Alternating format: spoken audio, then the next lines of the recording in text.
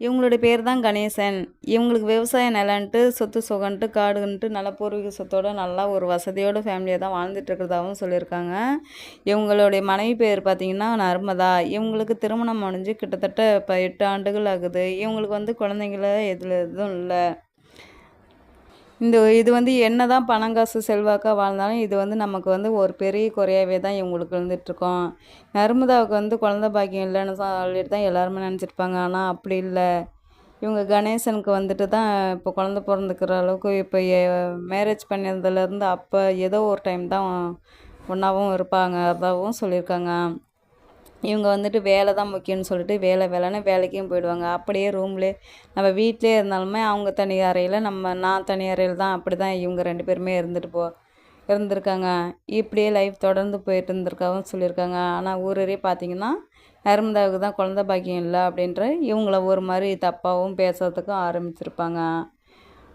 இது வந்துட்டு இப்படியே போயிட்டு இருந்ததால் சரி தான் மேலே தப்பு இருக்கிறதாவே இருக்கட்டும் அப்படின்ற மாதிரி இவங்களும் கடந்தும் போயிடுவாங்க.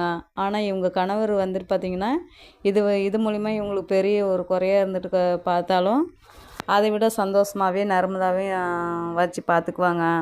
இந்த ஒரு குழந்த பாக்கியம் கொடுக்க முடியல அப்படின்ற ஒரு அதை குறையும் தாண்டி அந்த மற்ற விஷயத்தில் எல்லா விஷயத்துலையுமே இவங்கள வந்து சந்தோஷமாக தான் வச்சு பார்த்துக்கிட்டும் இருப்பாங்க. இவங்க வந்து நல்லா ஒரு பணக்கார ஃபேமிலியாக தான் வாழ்ந்துட்டு இருக்கிறதால இவங்க அண்ணாவுக்கும் வந்து ஃபாரின் போகிறதுக்கும் ஏற்பாடு பண்ணி நல்லபடியாக அவரும் வெளியில் ஃபாரின் போயிட்டு நல்லபடியாகவும் சம்பாரித்து அவங்க அம்மாவோட வீட்டையும் நல்லாவே ஒரு செட்டில்டு ஃபேமிலியாகவும் ஆகிட்டு நல்லாவே ஒரு பாதுகாப்பாகவும் வச்சுருந்தாங்க. அண்ணா ஃபேமிலியை நல்லாவே பார்த்துட்டு இருந்தாங்க. அப்படி இருக்கும்போது இவங்களுக்கு வந்து ஹார்ட்டில் ஒரு ஓட்டை இருக்குன்றதால அடிக்கடி நெஞ்சு வலி வரதாகவும் இவங்களுக்கு கணேசனுக்கு வழக்கம் போலவே இருந்துச்சு. அப்படி இருக்கும் பட்சத்தில் ஹாஸ்பிட்டலுக்கு செக்கப் அது இதுன்னு சொல்லிட்டு போயிட்டு வந்துட்டு இருப்பாங்க. இது வந்து இப்படியே தொடர்ந்து இருக்க போக இவங்க தனியாக வீட்லேயும் வேலை செய்ய முடியும்ட்டு வீட்டுக்கு ஒரு ஆளும் வைக்கிறாங்க. அதில் மோகன் சொல்லிட்டு வீட்டு வேலைக்கும் ஒரு ஆள் வைக்கிறாங்க. இவங்க ஆஃபீஸ் வேலையும் பார்த்துக்கிட்டு இவங்க சொந்த பிஸ்னஸையும் பார்த்துக்கிட்டு வீட்டு வேலைக்குன்னு போய் இருக்கட்டும் அப்படின்ட்டு இவங்க கூடவே இருந்து வேலை பார்த்துட்ருக்காங்க. இந்த மோகன் வந்துட்டு அவங்களுக்கு வந்துட்டு பார்த்திங்கன்னா அப்பா அம்மா யாருமே கிடையாது. இவன் ஒரு பையன் மட்டும்தான் அப்படின்றதால இவன் தனியாக தான் ஒரு வேலை கேட்டும் இவங்க கணேசனை தேடி வருவாங்க. வேலை இருந்தால் கொடுங்க அப்படின்னு சொல்லிட்டு கேட்டு வரும். கணேசனை வேலை கொடுத்துட்டு தான் கூடவே வச்சுருந்து பார்த்துட்ருக்காங்க. இவங்க கேரக்டரும் கணேசனை பார்த்துமே ரொம்ப பிடிச்சி போய் இவங்க கேரக்டர் அளவுலேயும் நல்லாவே இருந்திருக்காங்க. மோகனுக்கு பார்த்திங்கன்னா கிட்டத்தட்ட ஒரு 30 வயசு இருக்கும். அப்படி இருக்கும் பட்சத்தில் சரி நல்லா பையனாக இருக்கான் அப்படின்னு சொல்லிட்டு நம்ம வீட்டு வேலைக்கும் வச்சு பார்த்துக்கலாம். மனைவி பார்த்துக்க சொல்லலாம் அப்படின்னு சொல்லிட்டு அக்கா வீட்டில் இருப்பா, நீ போய் வீட்டில் இருப்பா, இனிமேல் இங்கே தங்கி வேலை பார்க்க வேணாம், நீ என் வீட்டிலே தங்கி வேலை பாரு அப்படின்னு சொல்லிட்டு வீட்டு வேலைக்கும் போய் பார்த்துக்கு அப்படின்ட்டு சொல்லிட்டு கணேசன் வந்துட்டு மோகனம் வீட்டுக்கு அனுப்பிச்சிடுவாங்க. வீட்டு வேலையும் நல்லாவே பார்த்துட்ருப்பாங்க. அப்போ வந்துட்டு நர்மதா இருந்துட்டு மோகன்ட்டு நல்லாவும் பேசவும் ஆரம்பிக்கிறாங்க. அப்படி கிச்சனில் இருக்கும்போது தான் ஒரு டைம் அவங்க கேட்கவும் வராங்க. என்னதான்க்கா ஆச்சு, ஏன் இவ்வளோ பணம் காசு செல்வாக்கோட நல்லா சந்தோஷமான ஒரு வாழ்க்கையை தான் வாழ்ந்துட்டுருக்கீங்க, ஏன் இத்தனை வருஷம் 8 வருஷம் ஆகி உங்களுக்கு குழந்தைகள் இல்லை அப்படின்னு சொல்லி கேட்கும்போது தான் மோகன்கிட்ட நர்மதாவும் சொல்ல ஆரம்பிக்கிறாங்க. ஏன் எனக்கு குழந்த இல்லைன்னா நாங்கள் மேரேஜ் பண்ணதுலேருந்து எப்போயோ ஒரு டைம் தான் ஒன்றாவும் இருப்போம், க்ளோஸாக இருப்பாங்க. ஆனால் வீட்டில் இருந்தாலுமே அவர் தனியாக நான் தனியாக தான் இருப்போம். எங்களுக்கு அதில் பெருசாக உடன்பாடு இல்லை. ஒரு வேலைன்னு வேலை விஷயமாக தான் போயிடுவாங்க. வெளியில் எப்பயுமே தங்கிப்பாங்க. தங்கி பணம் சம்பாதிக்கணும் மோட்டிவ்லே தான் இருப்பாங்க. அதில் அவருக்கு பெருசாக அந்தளவுக்கு ஃபோக்கஸ் இல்லை அப்படின்னு சொல்லி மனைவிட்டு மோகன்ட்டையும் பேசவும் ஆரம்பிக்கிறாங்க. ஏங்கா இப்படி இருந்துமே ஆனால் இந்த ஒரு குறைபாடு எவ்வளோ சந்தோஷமாக இருந்தாலும் அது ஒரு குறைபாடாக தானே இருக்குது, ஏன் அவங்க அப்படி நடந்துக்கிறாங்க அப்படின்ற மாதிரி இவங்களும் சொல்லுவாங்க. அதெல்லாம் சரி சம்பாரித்து அதுக்கப்புறம் பார்த்துக்கலாம் அப்படின்ற மாதிரி ரொம்ப மனசு ரீதியாக ஃப்ரெண்டாகவே நல்லாவும் பேசி பழக ஆரம்பிக்கிறாங்க. இப்படியே போக போக நல்லாவே மோகனும் நர்மதாவும் ரொம்பவே பேசவும் பழக ஆரம்பித்ததுக்கப்புறமா 2 பேருக்குமே நல்லாவே மனம் விட்டு பேசவும் பிடிக்கவும் ஆரம்பிக்குது. மோகனுக்கு நர்மதாவை பிடிக்க ஆரம்பிக்குது, நர்மதாவுக்கு மோகனையும் பிடிக்க ஆரம்பிக்குது.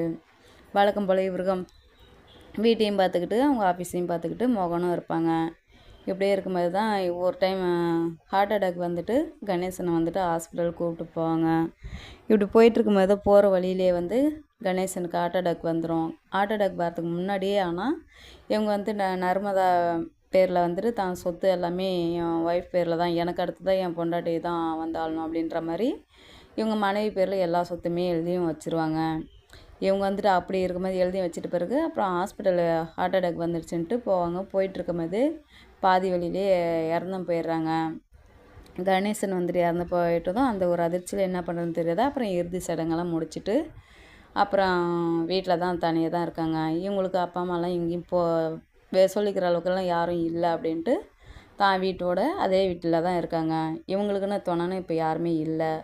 நர்மதாவுக்கும் மோகனை விட்டால் யாரும் இல்லை, மோகனுக்கும் நர்மதா விட்டும் யாரும் இல்லை அப்படின்ற மாதிரி 2 பேருமே அதே வீட்டில் தான் இருந்துக்கிட்டு ஆஃபீஸையும் பார்த்துக்கிட்டு வீட்டு வேலையும் பார்த்துக்கிட்டு இருப்பாங்க இப்படி.